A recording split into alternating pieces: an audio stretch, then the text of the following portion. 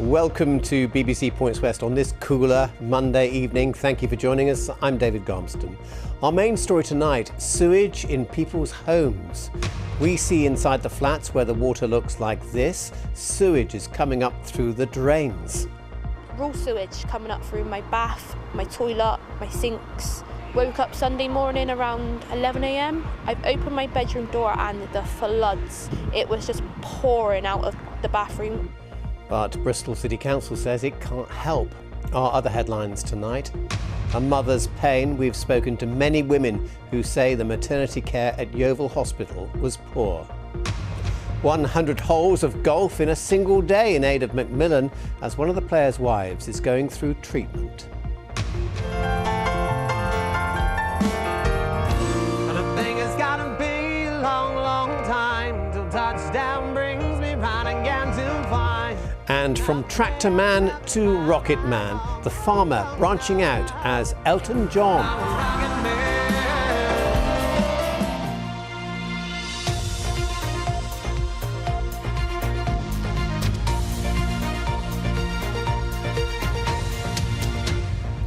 Good evening, it's great to be with you. A young mum from Bristol says she doesn't know where else to go after moving out of her flat due to raw sewage flooding up through the bath and toilet. Maisie May, who has a 2-year-old daughter, was being housed by the council in the former Summerfield headquarters in Hartcliffe. It's previously been condemned by housing charities as completely unsuitable for families. Laura Jones reports, and just to warn you, her report contains some rather unpleasant images. Last week we've been having sewage problems, so our bath has been filling up with wee and poo. Our toilets have been blocked and our sinks. On one of the hottest weekends of the year, this was the state of Maisie May's flat. Raw sewage flowing up through the bath, toilet and sink and into the apartment she shares with her partner and 2-year-old daughter Nala Ray. It was like that all night, and then on Sunday morning, it started to overflow. And it was happening in both my neighbour's house. It was all in the corridor, wee poo, tissue, everything. And how do you feel living with your little girl in a place like that? Disgusted. I feel like I'm letting her down. She has severe eczema, so I've not been able to bathe her all weekend with the hot weather as well. She's coming out with rashes on her skin, and the only thing that would soothe her is a shower. And obviously we've not had that at all. Maisie May lives here in a flat in the old Summerfield head office building on Whitchurch Lane in South Bristol, now called Imperial Apartments and run by a property company called Caridon. Their website is stylish, suggesting a comfortable, smart living environment for all. But residents say it's anything but. People at risk of homelessness are sometimes housed at Imperial Apartments, often nominated to move there temporarily by Bristol City Council. But problems there have been well documented. Last year, several housing charities and other organisations wrote to the council urging them to stop sending families there. But little seems to have changed. Maisie May has been there for more than 2 years, and others, like this young mum who didn't want to be filmed today, say they feel trapped there. And this is the third time in the last 2 weeks I've had raw sewage coming up through my bath, my toilet, my sinks. Woke up Sunday morning around 11 a.m. I've opened my bedroom door and the floods. It was just pouring out of the bathroom. It was just horrendous. I can't even describe the smell to you without you smelling it yourself. Today, Maisie May went to the council to try and get some answers, but was left disappointed. They've said there's nothing that they can do. They've told me to come back down in 2 weeks' time to have a meeting to review our overall situation, our current housing situation, and they've just left us basically with practically nowhere to go. We have asked both Caridon and Bristol City Council about what's going on at Imperial Apartments, but so far we've yet to get any answers either. Laura Jones, BBC Points West in Bristol. And within the last 15 minutes, we have had a statement from Caridon, the property company which runs Imperial Apartments. In it, they say We are sorry that residents have been affected by this issue, which we rectified within our 24-hour service level agreement. We are continuing to support 3 households to ensure they are either rehoused at Imperial or they are happy with the alternative options offered to them. Emergency services were called to rescue someone from a bin lorry this morning. Refuse collectors were working in St Paul's when they noticed someone inside the truck. They managed to switch off all machinery and called for help. The person they rescued wasn't injured. They've stressed how dangerous it is for people to seek shelter in bins. A former teacher at QEH school in Bristol has denied a series of historical sexual offences against boys. David Wright, seen here at an earlier court appearance, was at Bristol Crown Court today, accused of 14 charges of indecent assault. Mr Wright, who's now 79, worked at the school as a teacher and boarding master. The offences were allegedly committed against boys in the 1980s and 1990s. The BBC has spoken to dozens more women who say they've experienced poor care at Yeovil's maternity unit. We've also discovered that the hospital was warned several times that consultants needed to be more involved on labour wards. Yeovil temporarily closed its maternity unit last year over safety concerns and is part of a government review which should report back soon. Our health correspondent Matthew Hill has this exclusive report. So this is Curtis just before the life support was turned off. Heidi lost her son Curtis after giving birth at Yeovil Hospital. This was back in 2009. And this is an AI picture of what he may look like. I've always wondered really what he'd look like. This is the second time I've met Heidi. I first interviewed her just after her son's death. On the screen you can see the heart rate go up and down. It's a bit like being kicked in the stomach watching it. I just feel very let down by the hospital. Curtis was born with severe brain damage caused by lack of oxygen during labour, and Heidi had to let him go. It's turned my life upside down. I've suffered from severe post-traumatic stress, anxiety. I have okay days, I have very, very sad days. I still cry about it, I still get upset every birthday. The hospital apologised and said mistakes were made. Staff had missed electronic warning signs. Heidi had 3 more children, but did not go back to Yeovil. It was just way too traumatic and I did not trust Yeovil. 16 years on, and Heidi is not alone in her grief. In 2009, when Curtis died, there were 6 baby deaths at Yeovil.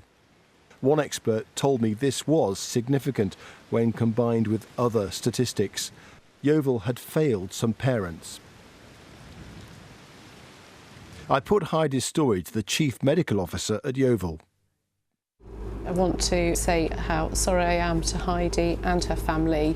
It's really difficult to read about her case and that she didn't receive as good care as she should have done from us. We really want to do our best every time to make sure that people have safe and compassionate care, and when things go wrong we act on those as quickly as possible.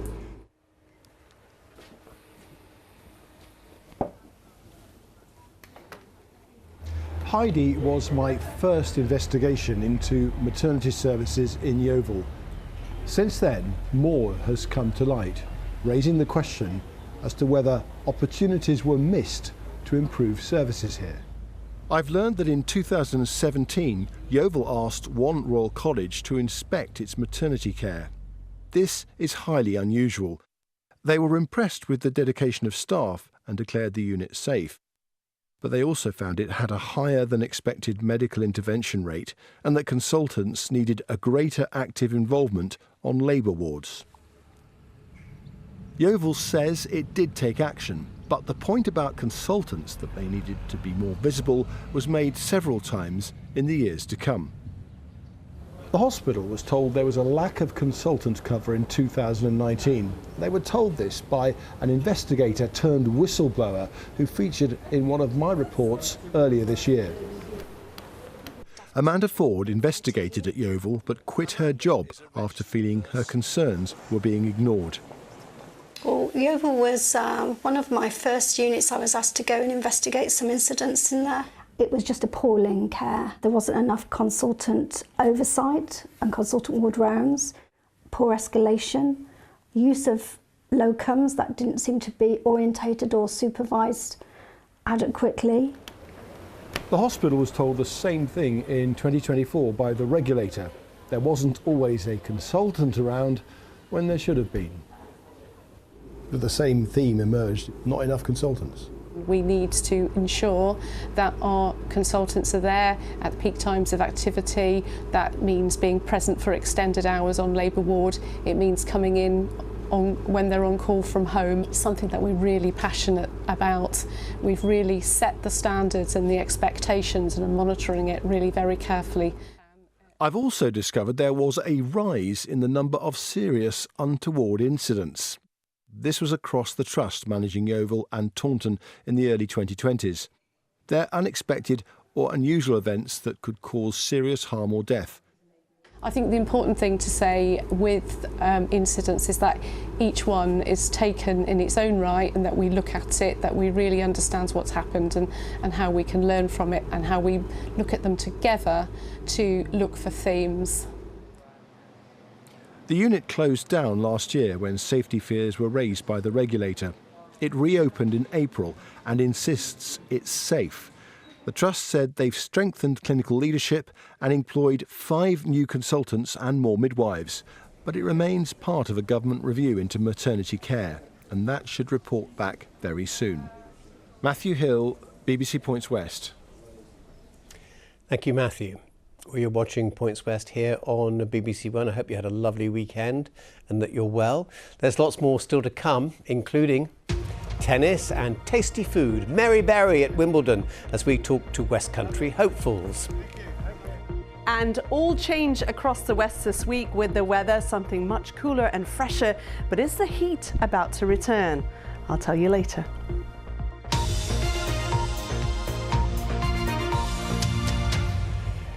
Now, how is this for a council meeting with a difference? Mums, many of them with babies, singing a protest song. It all centres on Bristol introducing fees for those that run activities on public parks, as our political editor, Paul Baltrop, explains.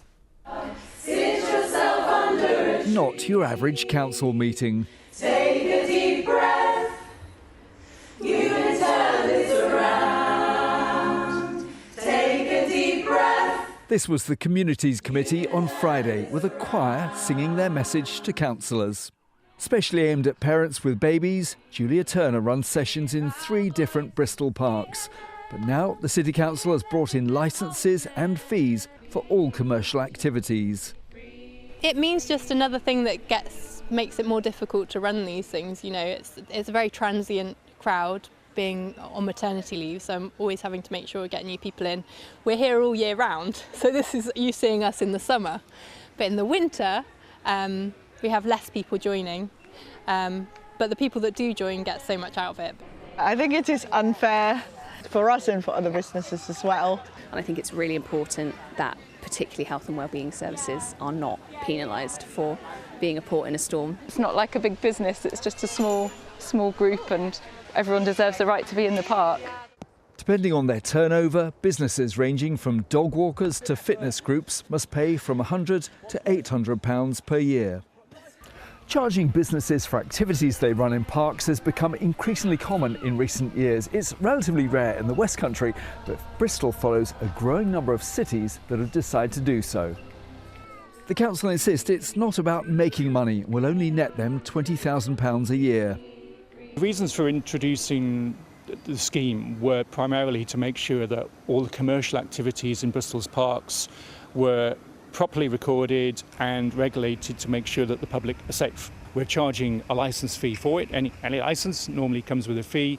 I put those fees as low as I thought was reasonable. Most businesses are paying up, but the council warn those that don't could be prosecuted. Paul Baltrop, BBC Points West, Bristol. Right, time for us to scroll, so let's look at some of the stories on the BBC News website this evening. Are you ready? Here we go. A £1 million scheme to stabilise cliffs on the edge of Minehead has been delayed. The council is trying to appoint specialist staff to oversee the work. The hill is being inspected to make sure it's safe. A trial to reintroduce speed cameras near schools in Swindon has been put on hold because no one has been warned or punished. Some locals say it's been a complete waste of money. And this wonderful mum in Gloucestershire has donated a kidney to her son Jamie, even though they have the same genetic condition. Jamie says it's like getting his life back. And you can find all those stories and so much more on the BBC News website and BBC News app. A golfer from Gloucestershire has been taking on a colossal challenge. He started swinging his clubs at 4 this morning and he's still not finished. But it's all to raise money for Macmillan Cancer Care after his wife Laura was diagnosed with terminal cancer earlier this year. Golf. It normally takes place over 9 or 18 holes. But for one man in Gloucestershire today, he's taking on 100. All to raise money for a cause close to his family's heart. About 18 months ago, my wife was diagnosed with cancer. She had an operation, and around March this year, she went in for a second operation, and unfortunately, the cancer had spread. It was a bit of a shock to us, and then we found out that it's now stage 4 incurable cancer. So she's just finished her 7th round of chemotherapy. So this is me doing something for her, and to thank Macmillan for everything they've done for us as well. Laura is now juggling bi-weekly chemo sessions with mum duties. In fact, she's due to come and support Henry today, but only after the school pickup. She is carrying on, she's parenting, she's fantastic. I don't know where we'd be without her. It's taken an army of family and friends to drive this challenge to the putting green, including Henry's dad, Phil. OK, we started at 4:30 this morning. Lovely sunrise that we witnessed, and it was a little bit damp. But we've carried on since then, and we've done so far 56 holes. How many steps have you done, do you think? You've done 26,000 steps so far. It is quite a lot. It's probably going to be around about 8 o'clock finish tonight, I think. Around 400,000 people are diagnosed with cancer every year in the UK, and that's predicted to grow to 500,000 by 2040. But crucially, death rates from cancer are at the lowest level ever recorded, meaning more people are surviving or living with the disease. 4 generations of the family are here, and it's been an emotional day. It's so shocking to have a diagnosis like that in your family. It's not something you ever expect. I'm so very, very proud of him. I know it was a big shock to Henry, Laura and the whole family, but they're handling it brilliantly. We've got a raffle, we've got a silent auction, we've got guess how many teas in the jar and guess how many shots Henry's going to take. So far, they've raised over £2,000. If she can go through what she goes through every 2 weeks and she can keep going and keep fighting, this is nothing. This is just me saying I'm doing something. Michael Cowan, BBC Points West in Gloucestershire. And Henry has completed his 97th hole, so only 3 to go. Well done, Henry, and of course our love to your wife Laura. Volunteers from Malmesbury are en route to Ukraine to donate an ambulance, a support vehicle and medical equipment.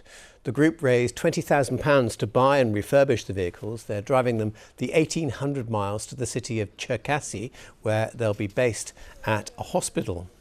It's a wide range of supplies, everything from baby formula through to sort of more technical things, including defibrillators and defibrillator batteries. And indeed some resuscitation training dummies. In the box we've got life-saving equipment, we've got tourniquets, we've got pulse oximeters, we've got vein scanners. All of these are going to help battlefield paramedics with dealing with their patients. Wimbledon got underway today, and it's an exciting time for some of our local tennis talent. Bristol's Katie Swan and Bath-based Toby Samuel are both in action tomorrow. Our sports editor Ali is at Wimbledon and has been catching up with them.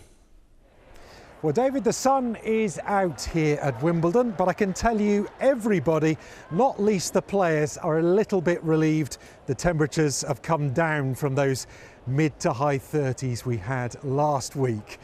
Now, Wimbledon always draws the celebrities, doesn't it? So David Beckham has popped into centre court today, and we've even seen Bath's very own Mary Berry here. I really hope she got to try some of those lovely strawberries.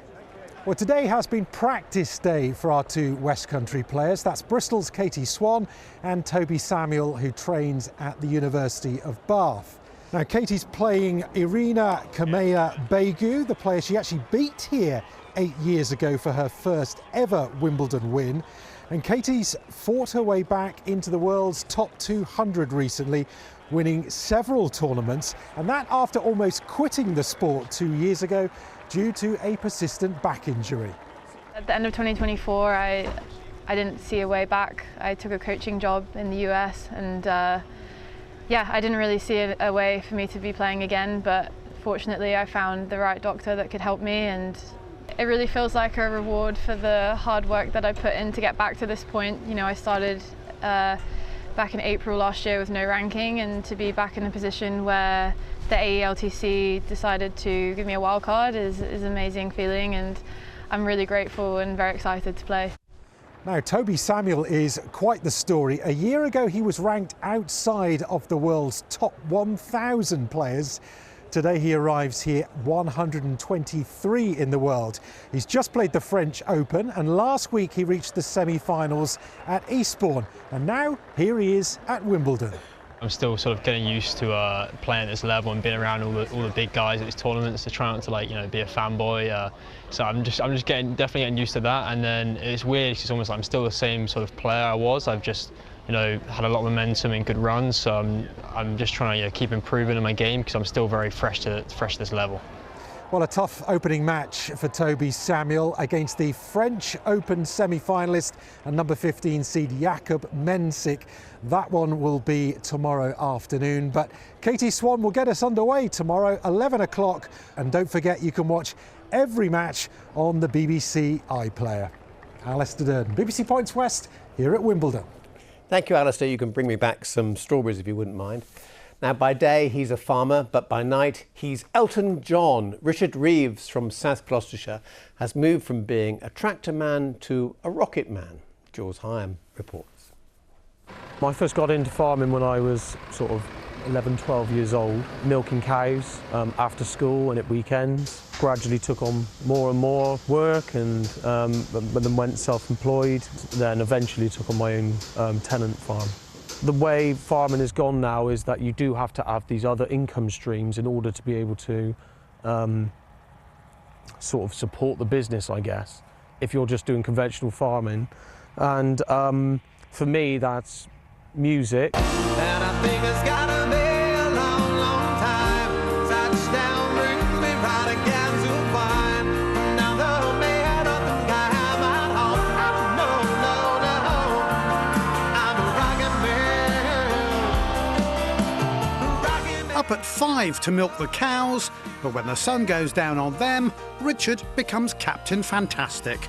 He and his band of school friends have become one of the UK's leading Elton John tribute acts. From a very young age, I've always very much studied Elton's technique and playing, and I guess my attention to detail with like the glasses, costumes and things like that. I really want to deliver a show that will make people really believe that they are seeing Elton John with his band back in the mid-70s. This jacket is a replica of one that I believe Bob Mackie made, and it's got embroidery all over, by my costume designer, which was worn on the Louder Than Concord tour in 1976, along with exact glasses to match right through, really. So yeah, just to be as close to the original as possible.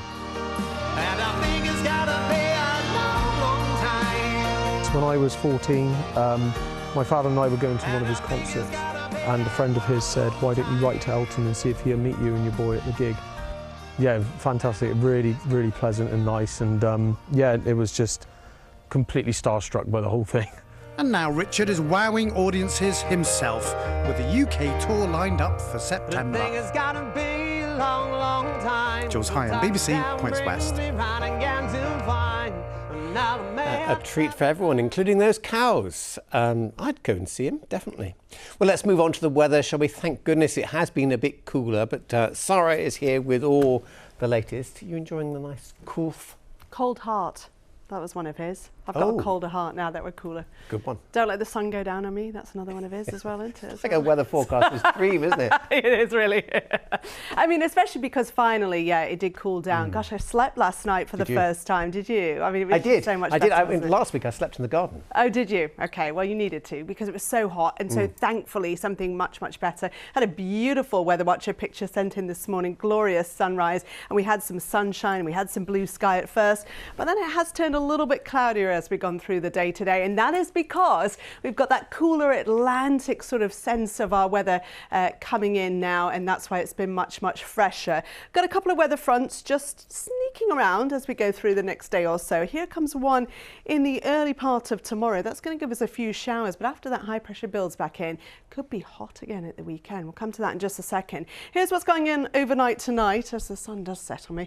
Yes, we get temperatures staying in the mid-teens, maybe the odd little bit of showery activity as well, first light, certainly quite a bit of cloud, but some bright weather as well. And then more showers are coming in as we go through the day. It's that weather front we just saw. They could be quite sharp. They do move through quite quickly, and there is some sunshine. They tend to move away by the end of the afternoon. Here are your top temperatures. Average, we like that, don't we? 21 to 22 Celsius. Very pleasant indeed. But, as I say, that might not be the end of the story because it looks like the high pressure is building back in. This is your jet stream. It pushes further north at the end of the week again into the weekend. We start to draw up the oranges once more.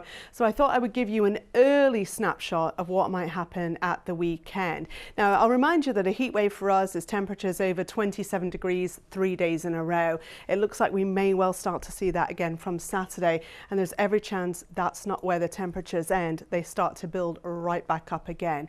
In the meantime, it is a really lovely week of weather, save for those showers tomorrow. I know people are now starting to think, well, I need a bit of wet weather, especially the growers and the gardeners, but it looks like it's generally dry through this week. And look at those temperatures back up conservatively into the low 30s Celsius. And there's every chance, actually, that that's going to last and increase as we go through next week. Now, this is early days, but I did want to give you that early heads up just so that you can enjoy the next few days and the nights with the temperatures much closer to where we'd expect them to be at the time of year. It is going to be easier for us this week, I think, just to kind of exist and live our lives. But I did want people to know that it could be on its way back. Thank you. And the fans are all sold out, aren't they? Yeah. We shall have to think of new ways of keeping cool. Thank you, Sarah. Do come and join me on the bench, won't you, as I say bye-bye. Thank you for watching. And I'm back. Our schedule's all over the place this week because of the football and Wimbledon and all the rest of it. I'll see you at 8:30 this evening. But for now, from all of us here, bye-bye and take care.